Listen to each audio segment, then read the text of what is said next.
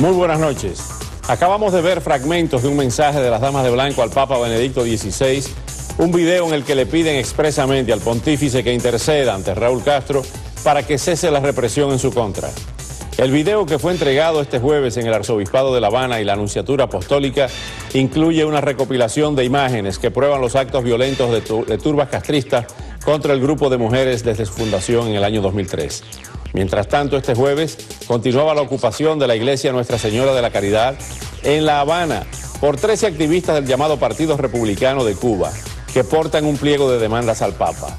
Los opositores denunciaron que en las últimas horas las fuerzas del régimen y el personal de la iglesia le han cortado la alimentación, impidiendo incluso que sus familiares les entreguen comida. En una inusual coincidencia, reconocidos opositores se mostraron en sintonía con las críticas del gobierno y de la jerarquía eclesiástica a la acción de los ocupantes, incluyendo a Marta Beatriz Roque, Joanny Sánchez, Guillermo Fariñas y Jorge Luis García Pérez Antúnez. Les tengo los detalles. También esta noche vamos a mostrarles fragmentos de un video de denuncia tomado en el interior de la peor cárcel de Cuba, el Combinado del Este, que muestra las terribles condiciones de degradación a que son sometidos miles de internos. El video, filmado en secreto hace 2 meses, muestra el horror carcelario del castrismo en toda su dimensión, incluyendo las temibles celdas tapiadas de castigo. Todo esto y más en solo segundos en A Mano Limpia, el espacio informativo líder a las 8 de la noche.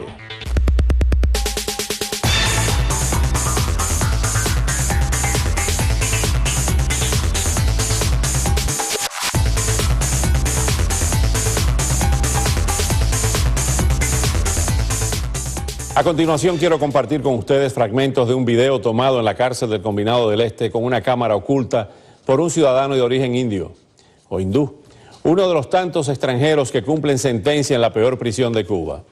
El video fue subido a YouTube por la disidente Dania Virgen García, quien también entregó otra versión editada al diario El Nuevo Herald. La filmación muestra el horror en la cárcel más conocida de la isla, en especial las condiciones infrahumanas y degradantes en que viven los presos, rodeados de inmundicias, con una alimentación pésima y la amenaza permanente de las temibles celdas tapiadas. Veamos este material de enorme valor testimonial y periodístico, y agregaríamos histórico.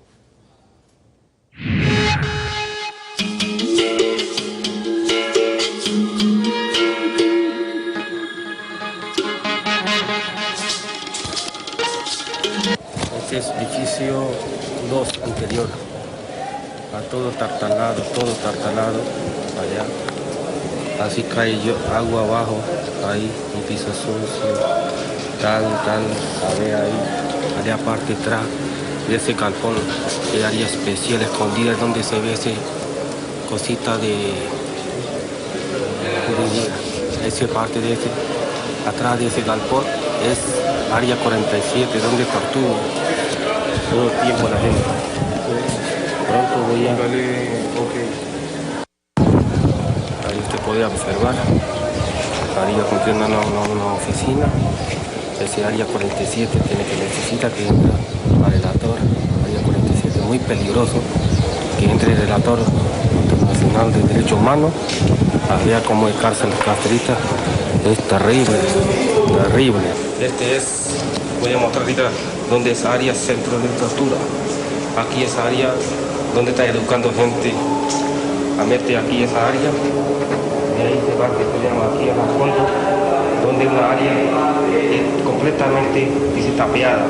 La no es área, son una plancha. Y ahí se cierra, hay tortura. Cuando alguien quiere manifestar o huelga de hambre de algo, cualquier cosa, se mete esta área. Esas son áreas, dice que educando a la gente. Educando, mira lo que dice. Qué forma de educando hay gente con una tapeada ahí, que donde no entra ni aire, a uno vuelve loco. Aquí mucha gente está completamente loco. De pronto muestro otra imagen. Ya, gracias. Ya. Esa es la imagen interior de edificio número 2. Esa es la cancha. Usted puede observar cualquier cantidad de basura. Aquí el edificio como está destartalado, cualquier rato hasta puede colapsar ese edificio. No hay quien arregle, aquí hay rata, cucaracha, entra todos lados. Es una cosa terrible situación que hay. Mira cómo destartalado toda esa área. Ese es patio, que donde cogemos solo una hora, solamente lunes a viernes. Ese trapo sucio de preso que está secando por ahí, no hay máquina para lavar ropa, no hay nada. Que vea cómo es una imagen terrible, terrible que tiene aquí dentro. Que por favor, que muestre ese video a la comunidad internacional como es dictadura miserable haciendo barbaridad con humanidad. Se castiga a la gente.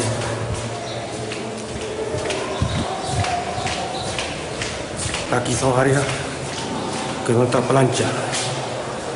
Ahí la plancha. Ahí donde son pura plancha. Donde pura plancha se cierra ahí. Ahí se cierra. Aquí es la hueco, que es donde caga. Ahí está la condición de celda. Ahí es donde vive gente. Esa es área tapiada. Esa es área tapiada. Esa es la cárcel secreto de Fidel Castro. Aquí se castiga a la gente terriblemente. Mira ese cárcel secreto de Fidel. Ahí está barbero comunista peluqueando. Ahí está esa cancha sucia. Puede observar cómo esa gente con ese lugar sucio se juega. Ahí está barbero plena día cortando su pelo. Una situación donde que ahí viene malísimo. La cancha es sucia. Mire esa imagen. Mire ese cárcel secreto del dictador Castro. Por eso él no quiere que entre Naciones Unidas ni nadie que vea lo que sucede aquí. Vea esa situación tan terrible. Sucio, como vive el cubano ahí. Mire cubano lo que vive ahí. Mire barbero lo que aquí corta pelo, ¿dónde? Mira donde barbero corta pelo. Cosa tan terrible. Terrible, mira. Esa es la cancha donde cogemos una hora de sol. Lunes hasta... Es el edificio norte. Edificio 2, estamos en el edificio sur. Aquí está peste comunista, aquí era patio. Puede observar cómo era patio, cómo era la gente ahí. Usted puede observar cómo es. La cosa está sucia, la puede ver ahí.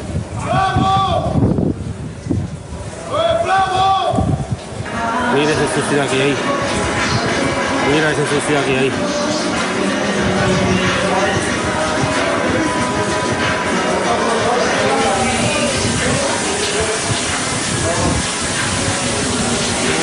Aquí están poco riesgo ahí muy grande. Ahí donde están mirando. Ahí está esa canaleta. Ahí está esa canaleta que trae agua. Ahí está esa canaleta. Ahí está el techo. Ahí está el techo. No puede firmar mucho tiempo.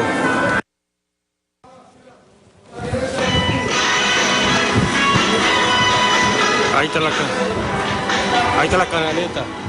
Así es la canaleta a todos sitios. Ese hombre está completamente loco. Él es de Ghana. Completamente loco. No sabe qué hace. Solo se habla todo el tiempo. Está completamente loco. Completamente loco. Habla solito.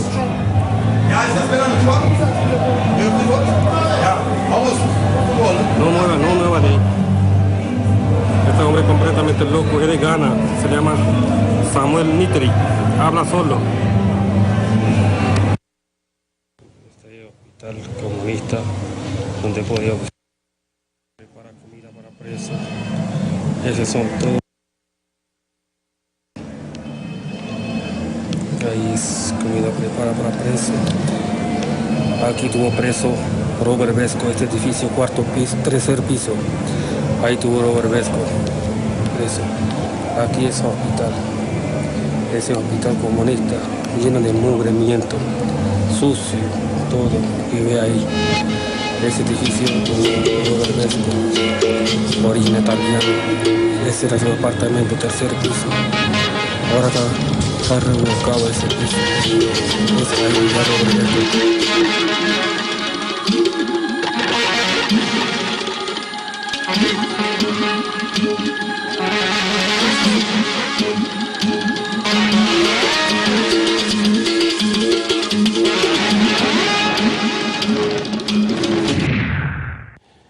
El video lo pusimos tal y como nos llegó por YouTube, sin editar, así como ustedes lo vieron. Es la primera vez en 53 años de dictadura que salen tantos detalles del interior del Combinado del Este, de la prisión del Combinado del Este, con unos 5.000 reclusos allí de todo tipo. El señor de la raza negra que vieron ahí es de origen ganés, de Ghana, dice que entró bien y que se volvió loco en la cárcel y ahí se pasa todo el día parado en esa puerta, hablando y hablando y hablando sin parar. Aparentemente fue filmado a fines de enero con una cámara digital introducida de contrabando en la cárcel. El video fue filmado por el ciudadano indio Dalvinder Singh Jagpal, condenado a 30 años de cárcel. Singh fue condenado en el año 2002 a 10 años por corrupción de menores y luego recibió otra condena de 20 años por drogas y él niega ambos cargos. Singh describe a Fidel y Raúl Castro como peores que Al Qaeda y los califica de antihumanos y monstruos. En la versión entregada al Herald aparecen también varios extranjeros que guardan prisión, incluyendo italianos y un norteamericano, identificado como Douglas Moore, preso desde el año 2003 por drogas. La versión subida por la disidente Dania Virgen García a YouTube incluye la descripción de las condiciones infrahumanas en la cárcel. Esto es la primera vez, como hemos dicho, que se saca de Cuba en 53 años y demuestra en toda su crudeza la realidad del Combinado del Este. Y al volver, más denuncias de prisioneros del Combinado del Este sobre las sórdidas condiciones en ese centro de reclusión, construido en 1975 y que se está literalmente cayendo a pedazos. Vamos a hablar con dos opositores que sufrieron los peores castigos y vicisitudes en el sistema carcelario cubano. Los dejo ahora con un reporte sobre... Esto fue ocasionado a raíz de una investigación en un sitio donde fui sometido durante 17 días, que yo lo llamo mazmorra, como militar que fui, conozco lo que es un calabozo de castigo y en Colombia no lo he visto, pero cuando se somete a un soldado a un castigo de arresto severo, es suyo por alguna falta grave, aquí es supuestamente una detención para una investigación, donde hay humedad, donde hay 4 personas con muy poca aire, 4 literas, 4 camas. Este es un preso colombiano en esa prisión del Combinado del Este, Luis Fernando Guevara Castro. Dice que entró bien y que se enfermó del corazón, lo operaron, le pusieron un marcapaso y dice que, lo acabamos de escuchar, que las cárceles de Cuba son peores, mucho peores que las de Colombia y que debería esto ser denunciado. Esos son algunos de los testimonios que recogió este señor de origen hindú, de origen indio, que sacó ese video para enviárselo a su familia en la India. Tenemos aquí, en este segmento, a Fidel Suárez Cruz, expreso político del Grupo de los 75. Fidel, gracias por regresar. Y tenemos desde Winston-Salem, en Carolina del Norte, a Reinaldo Soto Hernández, quien cumplió 7 años en la prisión de Ciego de Ávila, expreso político, escritor y periodista, columnista en el periódico ¿Qué pasa? Señor Soto, gracias por estar con nosotros esta noche. Parte de su testimonio... Gracias a ti, Oscar, por invitarme. Gracias. Parte de lo que leímos que usted ha escrito es que dice que en X años le dieron solamente en 2 oportunidades huevos, hablando de los alimentos que reparten en la cárcel. ¿Cómo es su testimonio? Yo recuerdo en alrededor de 7 años, nos deben haber dado un huevo hervido 2 veces en todo el tiempo. Es todo lo que recuerdo, ¿no? Yo veo que ahí dice que le dan huevos fritos, le dan arroz, y digo, ha mejorado entonces bastante. En 1993, realmente estuvimos nosotros varios meses solamente comiendo papas un tiempo, solamente comiendo col otro tiempo, col hervida, col picoteada y col en sopa por 3, 4 meses. Esa era la comida que daban en aquella época. Y después 95, 96, hasta el 98 que yo salí en libertad, recuerdo que en todo ese tiempo un huevo era algo fantástico. El plato fuerte del 31 de diciembre, durante los años 96, 97, fue solamente un pedazo de pan. Ese era el plato fuerte de la comida. Un poco de arroz con gris y un pan redondito que hacían, que lo horneaban ahí mismo en la prisión, era el plato fuerte. Ahora bien, esa es la prisión nacional, la del Combinado del Este, con una población penal de aproximadamente 5.000 personas. Las condiciones que hemos visto en este video que mostramos y que vamos a seguir mostrando son verdaderamente impresionantes, catastróficas. ¿La de Ciego de Ávila es tan mala o peor que esta? ¿Dónde usted estuvo? Y era peor, es decir, yo estoy viendo cómo está ahora, y hace ya 15 años, ¿no? Yo, en aquella época, ya la prisión de Canaleta en Ciego de Ávila estaba extraordinariamente deteriorada. Las paredes chorreaban aguas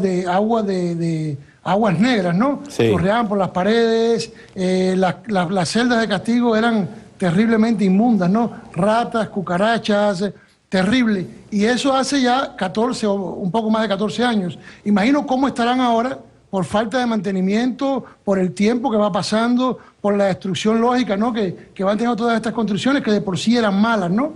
Y eso unido a que son prisiones muy cerradas.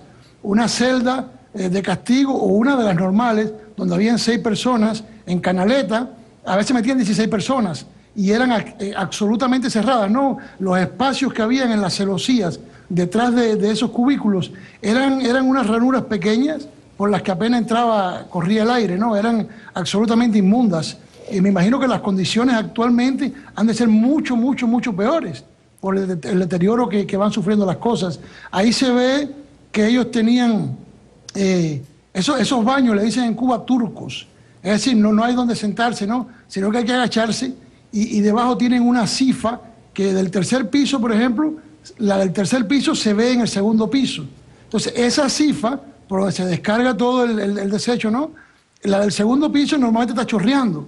Y en ese mismo lugar hay que meterse a bañarse, ¿no? Entonces a veces uno se está bañando allí y de arriba descargan y esa agua sucia te puede caer encima. Había muchas enfermedades cuando aquello de la piel, sobre todo infecciones y muchas infecciones de la piel que eran, vaya... Era algo corriente ahí que la gente se enfermara de la piel. ¿Qué cosa? Agua sucia. Es horrible. Fidel Suárez Cruz, vamos a conversar con usted en solo segundos. Antes vamos a ver testimonios que aparecen en el video que le envió esta disidente, esta opositora al Nuevo Herald. Testimonios de personas que están en Combinado del Este. Están tan sucias que con un pedazo de papel pues enseña qué tan sucias están. Esta celda casi no tiene ventanas, como se puede ver, y es para una sola persona, aunque tienen las camas serían posibles para 3 personas. Este es un prisionero norteamericano, ciudadano americano, que camina muy lentamente con un bastón. Fidel Suárez Cruz. Usted, gracias por la invitación. Gracias por venir. Nada. Usted, tengo entendido que sufrió en prisión problemas en la audición. Que tiene sí, problemas. Tengo los aparatitos. Tiene los aparatitos. Usted entró con la audición normal a la prisión. Sí. ¿Y cómo se la fue perdiendo? Las golpizas, Oscar. 19 golpizas en menos de 9 días. 19 golpizas, dándole golpes en la cabeza. En la cabeza, menos en el rostro, en todas las partes del cuerpo. Le dieron. Con tonfas, bastones, con los puños, las botas, me daban en las rodillas, me dislocaron la rodilla derecha. En términos vulgares, parecía una cajebola que haría en Cuba, lo que se le llama. Ajá, me dislocaron la pierna derecha, me afectaron la primera vértebra cervical y la quinta vértebra lumbar. Y el sistema auditivo, el oído derecho me funciona a un 1% de capacidad y el oído izquierdo a un 38% de capacidad. Por eso le voy a hablar duro. Hay personas que han notado que cuando yo me dirijo a usted siempre subo la voz y era que sabía que tenía ese problema y gracias por decirlo. ¿Le sorprende el grado de deterioro de esa prisión del Combinado del Este? ¿Dónde estuvo usted? ¿En qué otra prisión estuvo? Estuve en Combinado del Este en la parte del hospital. Ajá. Pero bueno, realmente Ahuica, Pinar del Río, las 3 áreas de la prisión 5 y medio y Kilo 8 Pinar del Río. ¿Y esas están peor, igual o mejor que esta? Eso es una cosa realmente bien curiosa. Ese video. Hay que analizar, para los que no conocen, de qué es la prisión nacional. Si la prisión nacional está así, ¿Qué es lo que sucede con el resto de las prisiones en el país? Que hay alrededor de 300 prisiones. Prisiones cerradas, sí, alrededor de 300 prisiones. Vemos en este video que está todo el mundo junto ahí. O sea, que hay un señor que enloqueció de gana, que se pasa todo el día en la puerta como pronunciando un discurso en su lengua nativa, que está loco, pero dice el señor hindú, el señor que filmó todo esto, que Dalvinder Singh Jagpal se llama, Dalvinder Singh Jagpal, dice que este señor entró normal a la prisión y que enloqueció. ¿Están ustedes juntos, los presos políticos, con presos comunes y con locos y con asesinos y con todo, los juntan a todos? Una selva, Oscar. Eso es una selva, donde hay osos, leones, tigres y otro tipo de animales. ¿Y a los presos políticos los respetan o no los respetan? Sí, los respetan, Oscar. Sí, generalmente siempre hay sus conflictos mandados por la policía política, pero sí los respetan. Ahora, está el preso político que por una X razón, o sea, no se acoge al sistema, o no es una persona extremadamente rebelde, esa persona vive en solitario. No quiero hablar de mí, que en mí que hablen. Yo viví de los 20 años de sanción, los casi 8 fue en solitario. Porque yo no me afeitaba, yo me dejaba la barba, yo me afeitaba el día de visita. O sea, cada 3, cada 6, cada 9 meses eran mis visitas. Yo no me ponía ropa carcelaria, yo simplemente andaba en calzoncillo. ¿Me entiendes? No me paraba en firme, yo me sentaba en el piso, no tengo por qué rendirle pleitesía a los que reprimen al pueblo cubano y más a los militares. Y mi concepto de lucha es que la lucha se echa en todos los campos y en cualquier parte. ¿Siente usted odio por las personas que le golpearon? No, si no sintiera odio, Oscar, no estuviese aquí hablando con usted.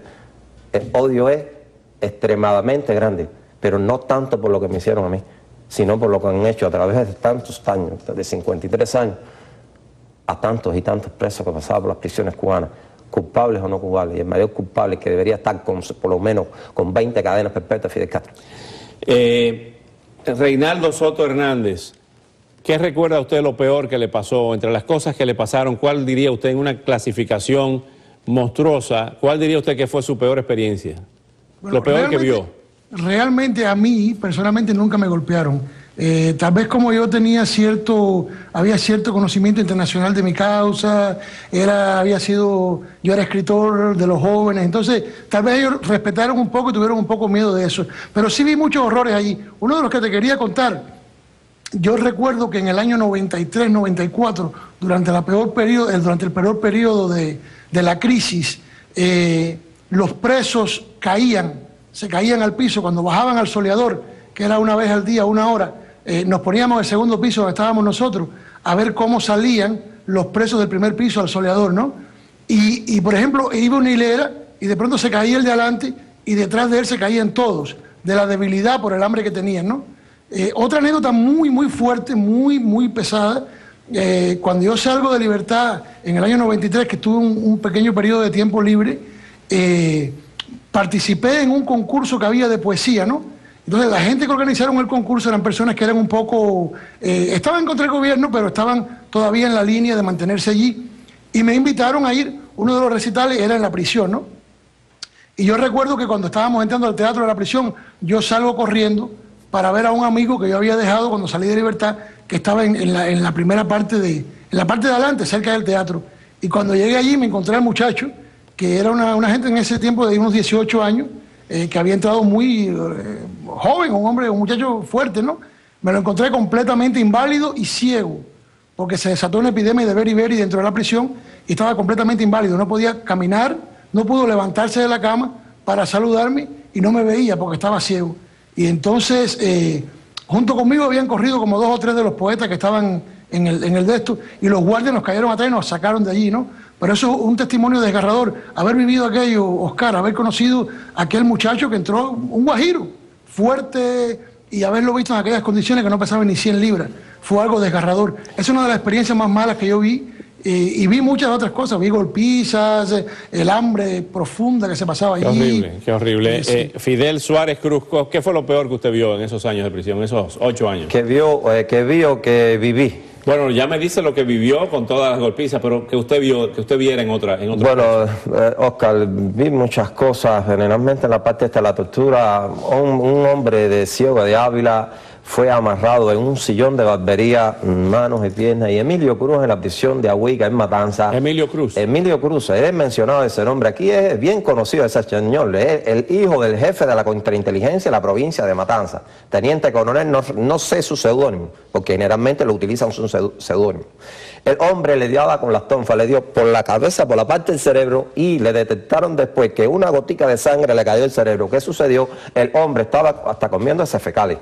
Lo vieron loco, ¿me entiendes? Un joven de 23 años. ¿Y la golpiza se la dieron delante de ustedes? Delante de mí. Yo pasando a la celda que había, me hice mención hace semanas atrás de que se asemeja a un número 5. También los hombres que se inyectaban ese fecales y orines en las partes estas del estómago, de las piernas, para tratar de que lo sacaran de la prisión y lo ingresaran, para estar fuera de ese ambiente, de ese sistema represivo, de tantas necesidades materiales y tanta hambre, estar unos 15 o 20 días en las salas estas de penado, en los hospitales en la calle.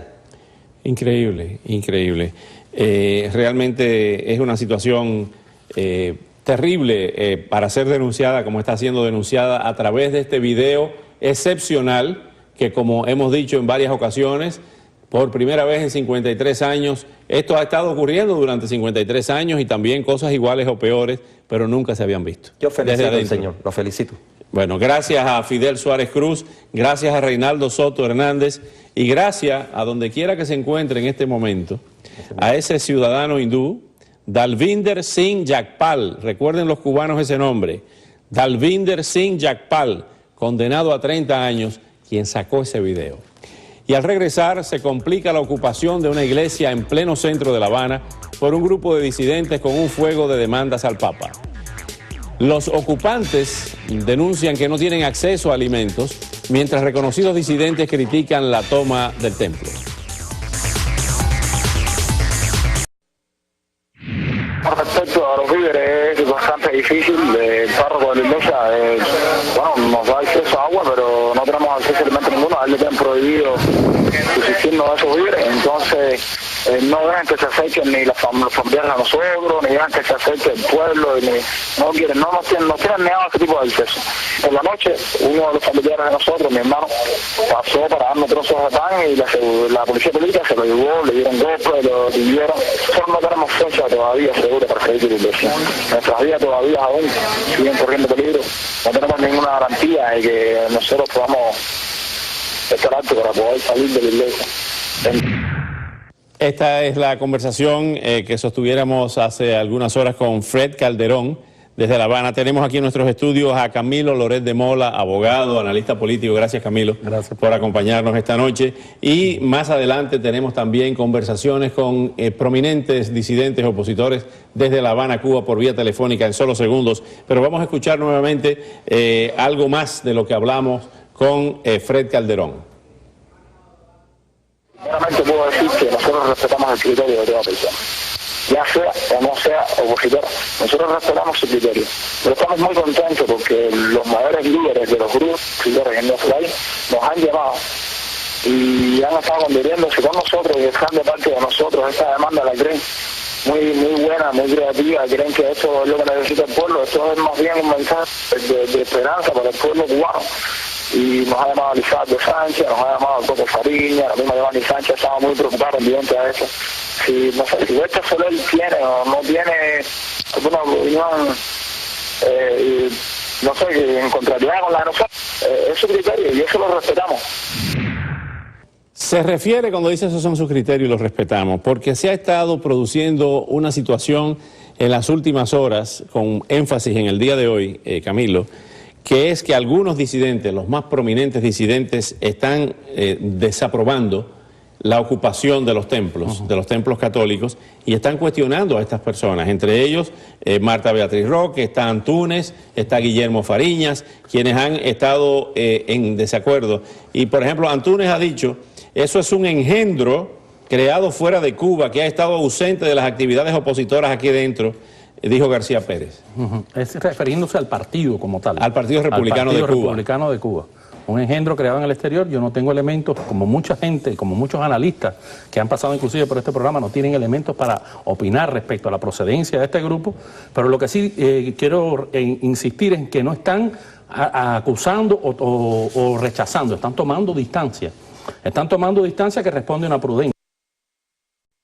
Punto de que estamos a 11 días solamente de la visita del Papa y esta situación puede ser un foco peligroso para cualquier tipo de situación. Tenemos en la línea telefónica a Marta Beatriz Roque. Marta Beatriz, buenas noches y gracias por estar con nosotros. ¿Cuál es la opinión, la posición tuya y de ustedes con relación a dos cosas? ¿De dónde viene este Partido Republicano de Cuba y a la ocupación de los templos, de las iglesias? Buenas noches. Buenas noches. Sí, mira, primero que todo, saludar a los televidentes de este programa y a Camilo, que es un placer para mí estar con ustedes dos conversando. Gracias. Yo en estos momentos me encuentro en una recepción diplomática donde hay una cantidad de disidentes bien conocidos de todos, con los que he estado hablando y los que coinciden perfectamente con el hecho de que esta situación es una situación muy grave para la oposición interna. El gobierno cubano está tratando por todos los medios de aislar a los disidentes todo el tiempo que esté el Papa en Cuba.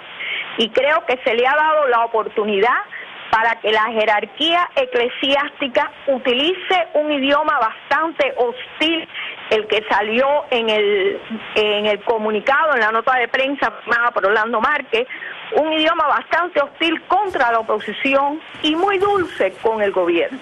Entonces, esto es un tremendo peligro, porque en un momento determinado, ante el mundo, la jerarquía eclesiástica, que incluye al Papa, va a estar justificando lo que suceda con los disidentes. Ya hay unos cuantos muertos que ha puesto la oposición y nosotros no estamos en disposición de seguir poniendo muertos. Por eso es que creo que esta situación es una situación que hay que seguir minuto a minuto, muy embarazosa, con personas que no tienen dentro de la oposición ningún roce con el resto de los opositores. Yo no los estoy discriminando para nada, ¿quiénes son? Sino estoy diciendo la realidad. Perdón, Marta Beatriz, ¿ha estado usted en algún momento, los conoce, ha visto alguna de sus actividades? ¿Quiénes son esta gente? Sí, mira, yo tengo referencia de todos ellos. Tú me preguntabas del Partido Republicano. El Partido Republicano ha sido una organización que ha tenido muchas altas y bajas. Ha sido una organización que ha tenido problemas que deslucen a una organización como tal, que ha incluso hackeado las cuentas de internet de sus miembros y que las ha puesto a la luz pública, y su profesionalidad como organización disidente es algo que nosotros cuestionamos, porque de verdad no ha tenido nunca un líder, una persona que esté en todo momento al frente de ella, sin estar en estos vaivenes que todos conocemos que tienen algunas organizaciones. En particular te puedo decir que algunos miembros de la organización con esta situación han renunciado a ella. O sea que han dicho que no van a seguir en la organización. Marta Beatriz, esto guardando las distancias, porque no tenemos tampoco ningún tipo de información que pudiera implicar o señalar o dejar entrever algún tipo de sospecha o suspicacia, pero como dijo Pérez Antúnez, Jorge Luis García Pérez Antúnez, hablando de que esto es un engendro creado fuera de Cuba, ¿pudiera existir la posibilidad de que la seguridad del Estado esté utilizando o penetrando o manipulando a estos grupos para crearle problemas a la oposición? Mira, esa posibilidad no se puede descartar nunca, porque nosotros sabemos perfectamente todas las cosas que ha hecho la seguridad del Estado. Después se pone contenta y feliz cuando muestra a sus agentes en la televisión y muestra lo que han hecho sus agentes dentro de las organizaciones, que por cierto casi siempre es lo mismo dividirla. Pero bueno, no solo es el problema si pueda o no. Vamos a pensar que está llena de la mejor voluntad del mundo, que está llena de tener la prensa preocupada por eso, etcétera, etcétera. Bueno, así todo es peligrosísimo para la oposición interna, porque siempre los muertos los ponemos nosotros. Hasta ahora los muertos los estamos poniendo nosotros, hasta ahora los presos los estamos poniendo nosotros, hasta ahora las mujeres golpeadas las estamos poniendo nosotros, la hostilidad la estamos poniendo nosotros contra nosotros es todo eso. Por consiguiente, yo pienso que es una acción que no es una acción que tenga compromiso con la oposición en general. Y es por eso que está siendo mal vista por la mayoría de los disidentes. Marta Beatriz Roque, muchísimas gracias, como siempre, un gran abrazo y hasta una próxima oportunidad. Gracias a ustedes. Saludos. Gracias. Camilo. Bueno, uno de los posibles Está bastante confuso todo esto, ¿no? Muy confuso. Uno de los posibles escenarios que sea una provocación orquestada por la seguridad del Estado. Evidentemente ha pasado en otros momentos. Pero otro posible escenario es que sean unos disidentes que han asumido posiciones extremas, se han divorciado de la línea general y eso no los hace. Que sean espontáneos. Sí, sí, o los infantes terribles de la disidencia los cubana. Niños terribles, los niños traviesos. Los niños traviesos de la disidencia cubana en este momento. De cualquier manera, es una línea que no se ajusta a lo que venían planteando todos los disidentes reconocidos dentro de Cuba. ¿En qué posición pone esto al régimen o le ha pasado la papa caliente a la jerarquía de la Iglesia? Bueno, para que afronte su problema. Si es el escenario de que estamos en presencia de una provocación orquestada, los están poniendo contra la pared a todos los disidentes porque lo están obligando a no actuar, para no asociarse a esta posición de extremo, y están obligando a la Iglesia a asumir una posición violenta contra los disidentes que ocupan el templo. Pero si estamos en presencia de los niños traviesos de la disidencia, están poniendo en una seria crisis la seguridad del Estado y al Departamento de Estado de Cuba como tal, que necesitan una calma total, una tranquilidad general para montar este gran espectáculo que en definitiva es la visita del Papa. Gracias, Camilo. Y cuando regresemos, las damas de blanco le envían un video de denuncia al pontífice con una recopilación de los atropellos que han sufrido desde el año 2003. Les tengo los detalles. Los dejo ahora con la llamativa obra del artista hiperrealista Paul Caden. Fíjense bien, porque aunque parecen fotografías...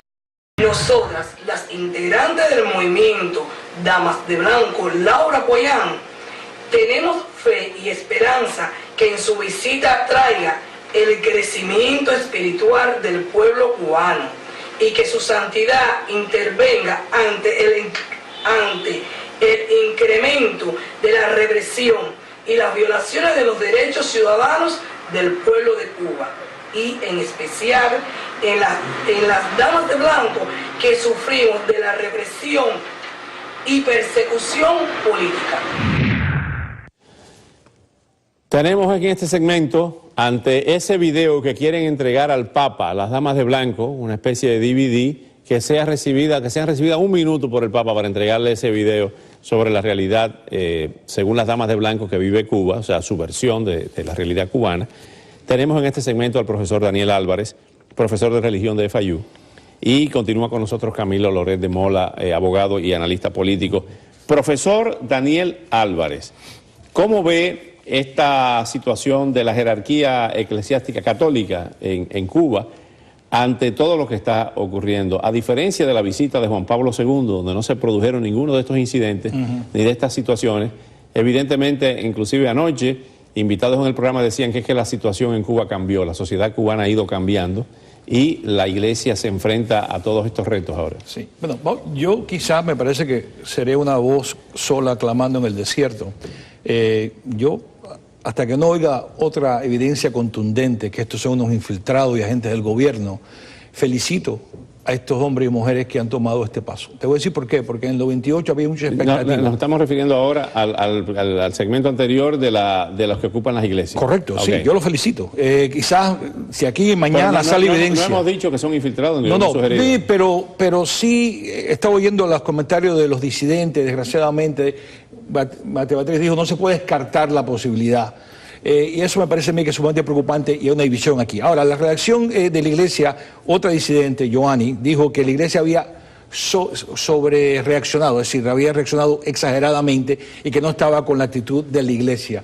Me parece a mí de que la cosa está sumamente confusa, pero creo, hasta el momento, yo, esto del lado de los disidentes, creo que esto es un valor, una acción de mucho valor. Te voy a decir por qué. Giovanni lo que ha estado es en contra de la ocupación de los templos. De acuerdo, pero criticó la forma que la Iglesia había reaccionado a la ocupación. Sí, porque se refiere, por ejemplo, al obispo Aranguren, que dirigió el desalojo en la Catedral de Holguín hace 2 días. Correcto. Pero mira, el problema es el siguiente, que Cuando en el 98... el derecho de asilo nace en las iglesias. Por supuesto, y es una institución... Cuando no había embajadas, el derecho de asilo era que la gente se refugiaba en las iglesias, eso era inviolable. Pero Oscar, es que la institución es netamente política. Jaime Sin, en el 1986, el cardenal, ¿no?, desde las Filipinas, cuando los disidentes iban a ser atropellados, reunió más de 1 millón de personas, que bloqueó la estación de policía y el cuartel militar, que no pudieron agredir a los que estaban marchando pacíficamente. ¿Cómo me va a decir a mí alguien que esto no es que la iglesia no es política y que la visita no tiene una dimensión política?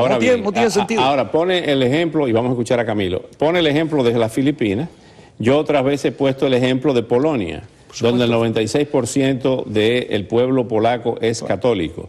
En las Filipinas el catolicismo es impresionante. Ahora lo vamos a ver en la Semana Santa, cómo se van flagelando con la cruz, como si fuera el Vía Crucis de nuestro Señor Jesucristo. Ahora, esos son pueblos militantemente católicos. No pasa igual en Cuba. Sí, pero el problema está que la Iglesia, y es la preocupación, me parece, de los 13, quizás, como repito, no descorta la posibilidad que estos sean infiltrados, que no tengan credibilidad, estos disidentes que hoy se han distanciado de este movimiento. Pero hasta ahora dejan ponerme de este lado. El problema es el siguiente: en el 98 Juan Pablo II visita, mucha expectativa. ¿Qué va a pasar?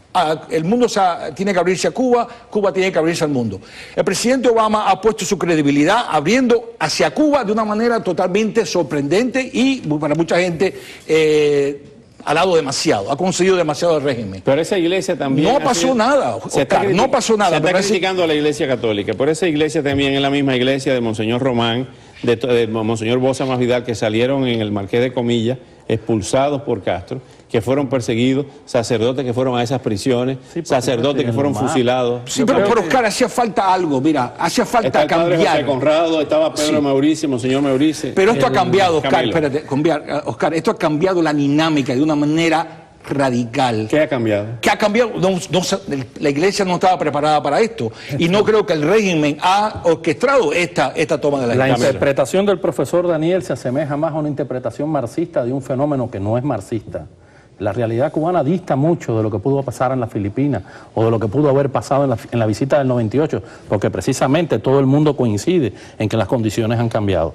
Acelerar los procesos sociales, de alguna manera, tratar de convertir a Cuba en una Rumanía con una metedera violenta, inesperada, no pautada en un templo y convertirlo en una trinchera política, puede conducir inclusive a un aumento en la represión. Puede, pero es un riesgo que había que tomar, esa es la cosa. Los actos históricos ocurren cuando tú introduces una variable que nadie puede controlar.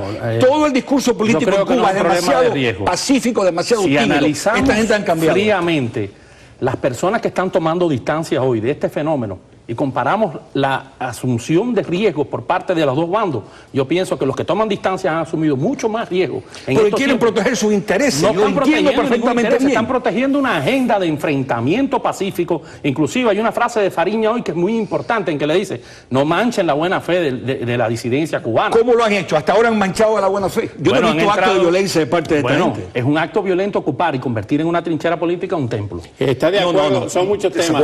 Está de acuerdo. Desacuerdo completamente. Está de acuerdo. Tu análisis es eclesiástico, no dialéctico. La dialéctica no viene de Marx, viene de Hegel. Eso es un tema para la academia. Para un programa de televisión empezamos a hablar de Hegel y ya usted sabe del materialismo dialéctico. Pero nos quedan 30 segundos. ¿Está de acuerdo? ¿Está de acuerdo o no está de acuerdo con la visita de los peregrinos de Miami a Cuba? Con la visita Muy de acuerdo. Yo creo que debe haber apertura, correctamente. Mientras más variables se introduzcan y que el régimen no pueda controlar, es beneficioso. Yo en este momento voy a apostar por estos 13 y por estos individuos que han ocupado la iglesia valientemente. Si mañana se prueba que son infiltrados, entonces yo retiraría mi apoyo. Pero hasta ahora me parece que es bueno porque introduce algo que la iglesia no esperaba y que el régimen no esperaba tampoco. Gracias, Camilo. Se nos acabó el tiempo. Nos quedan 10 segundos. 10 segundos, Camilo. 10 segundos. Estoy de acuerdo con la visita, estoy de acuerdo con todas las variables, no estoy de acuerdo con las provocaciones a ultranza. Nunca traen buenos resultados. Esto es una provocación, un gesto de valentía, Camilo. Muchas gracias, profesor Daniel Álvarez. Muchas gracias, Camilo Loret de Mola. Y vámonos a ver lo que tienen los muchachos.